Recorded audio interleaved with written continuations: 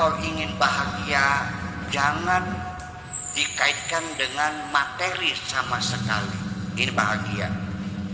Banyak orang kondisi ekonominya lebih parah dari kamu. Kamu punya rumah, punya mobil, itu orang rumahnya gubuk, sepeda bodoh yang nggak punya, ya kan? Tapi ternyata dia lebih bahagia dari kamu. Ada orang yang materinya lebih baik, lebih kaya, ya kan? Mobilnya banyak berderet, tapi ternyata dia lebih sengsara dari kamu. Jadi ternyata kebahagiaan itu tidak ada hubungan dengan materi.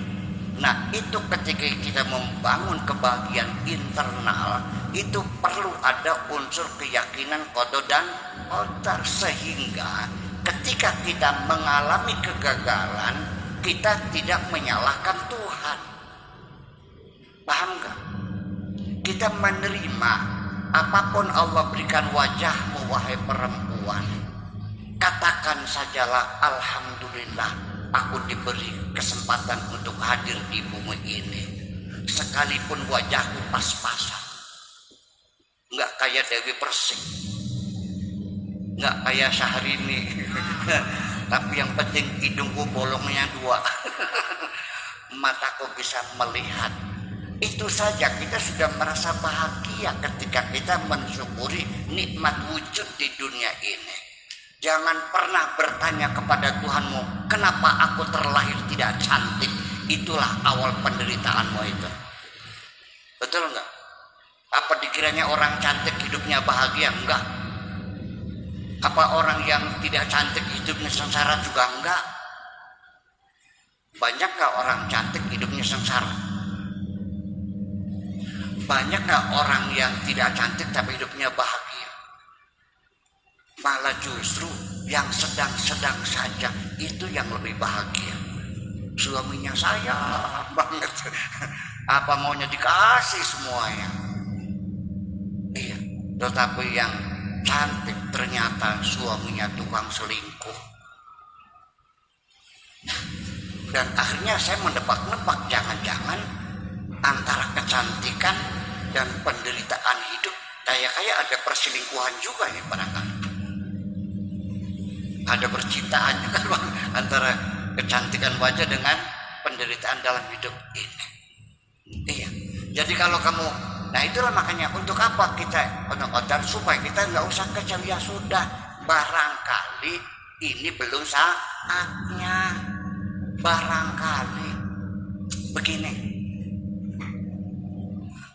di kampung saya ada seorang gadis minum pegon karena ternyata pacarnya itu yang sudah bertahun-tahun akan menikah dengan perempuan lain. Artinya dengan selingkuhannya sampai akhirnya ya sudah hamil dulu lah gitu, kawin paksa, minum pegon. Itu kan goblok. Coba kalau dia memanage akidah qada dan qadar dengan baik, begitu mendekatkan suaminya dipaksa kawin dengan perempuan lain karena menghamili perempuan lain, alhamdulillah ya Allah, aku diselamatkan. Belum kawin sudah terbongkar kejahatannya. Andaikan aku kawin dulu, mungkin aku akan menderita seumur hidupku. Alhamdulillah. Nyaman gak? Dari mana? Karena kita meyakini adanya qada dan qadar, bukan menyebabkan jadi kita malas bekerja, jadi salah manajemen ini. Ini salah satu sendiri, makanya ya gimana ya, pelajaran mata agama di sekolah silabusnya mesti dirubah lagi begini caranya. Mesti iya. Jadi orang kalau percaya pada qada dan qadar itu tidak akan pernah berputus asa dalam hidup ini. Orang yang yakin akan Tuhan, ketika gagal dia pasti akan bangkit lagi. Jatuh lagi, bangun lagi. Jatuh lagi, jatuh lagi. Selagi engkau masih bangkit kembali, engkau belum gagal. masih ada harapan engkau akan berhasil. Itu persoalannya. Jadi kita memanage qadar itu, kita berdoa, maka berdoa silakan. Tapi ketika berdoa itu jangan memaksakan Tuhan harus segera hari ini. Yang kita minta kepada Tuhan kita. Jangan memaksa Allah harus segera hari ini juga. Jangan sampai terlambat. Memangnya babukmu Tuhan itu. Jangan ngatur Tuhan, ya Allah. Banyak orang berdoa, tapi nyatanya bukan berdoa, ngatur. Saya pernah mendengar ada orang berdoa, Bu. Ya Allah, mudah-mudahan anak saya yang di Taiwan, yang di Hong Kong, yang di Makau, kirim uang pada saya. Mudah-mudahan yang pada utang, pada bayar semuanya. Dan mudah-mudahan rumah kontrakan di Jakarta ada yang kontrak lagi. Terus mudah-mudahan panen tahun ini jadi baik.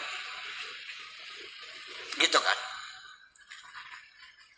Andaikan malaikat bertanya, Bu, kok doanya panjang banget sih?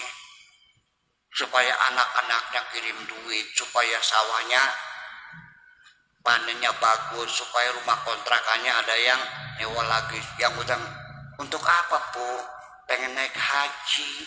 Ya tinggal bilang saja, ya Allah, aku pengen naik haji, titik, selesai. Itu bukan minta, ngatur Tuhan namanya.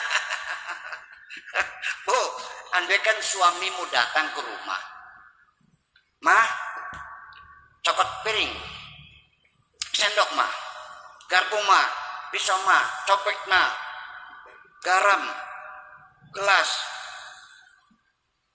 Istilahnya, Papa minta apa? Pengen makan, ya tinggal bilang aja makan, kok susah banget sih. Nah ini, ya itu makanya nyebelin. Allah juga cebel lihat begitu tuh.